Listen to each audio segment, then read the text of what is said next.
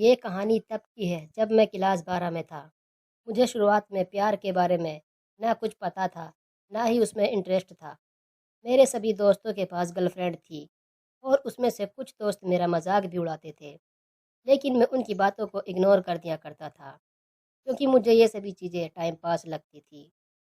वो कहते हैं ना कि ऊपर वाले ने हर किसी के लिए किसी न किसी को बनाया है। शायद मेरे लिए भी उसने किसी को भेज रखा था।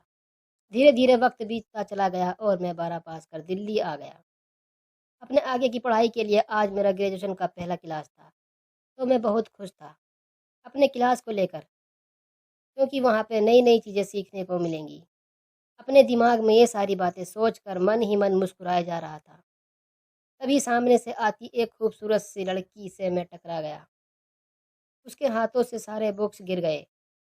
मैं सब कुछ भूल कर बस उसी को देखे जा रहा था।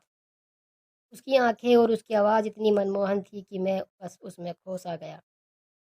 तभी उसने कहा, ओ हेलो, ध्यान कहाँ है, मेरा बुक्स उठाओ। मैंने कहा। उसके बाद वो क्लास में चली गई। उस वक्त पहली बार दिल में कुछ कुछ सा फील होने लगा उस अजनबी लड़की के लिए। मैं अपने क्लास में पूरा दिन उसके बारे में ही सोचता रहा। क्लास खत्म होने के बाद मैं उस लड़की से मिलने के लिए बेचैन सा हो गया। तभी वो मेरे सामने से अपने दोस्तों के साथ बात करते हुए आ रही थी। मैंने उससे बात करने का सोचा, लेकिन कर नहीं पाया। मैं मन ही मन उस लड़की को अपना दिल दे चुका। एक दिन की बात है, मैं अपने घर से कॉलेज के लिए जा ही रहा था कि मेरी नज़र उस लड़की पे पड़ी। मैं भागता हुआ उसके पास गया और मैंने उसको हाय बोला। फिर कुछ देर हम दोनों में बातें हुई और हम दोनों अपने क्लास में चले आए। धीरे धीरे हम दोनों की दोस्ती प्यार में बदल गई। जब हम दोनों कॉलेज से घर जा रहे थे, बीच रास्ते में तेज बारिश होने लगी। सामने कोई घर नहीं था, तो हम दोनों एक घने पेड़ के नीचे चले। धीरे धीरे बारिश और तेज हो गई। इससे बचने के लिए वो मेरे पास आ गई। हम दोनों एक दूसरे के बेहद करीब खड़े थे।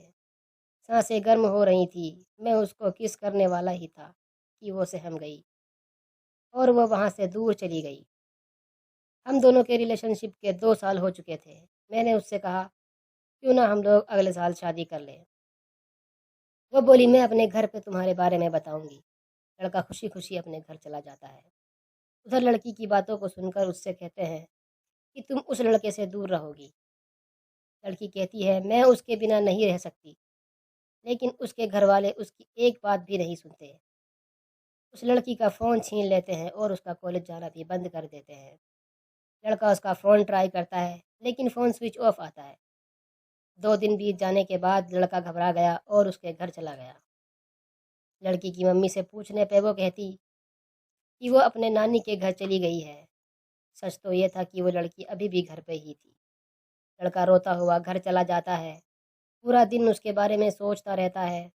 वक्त बीतने के बाद लड़की के घर वाले उसकी शादी कर देते हैं।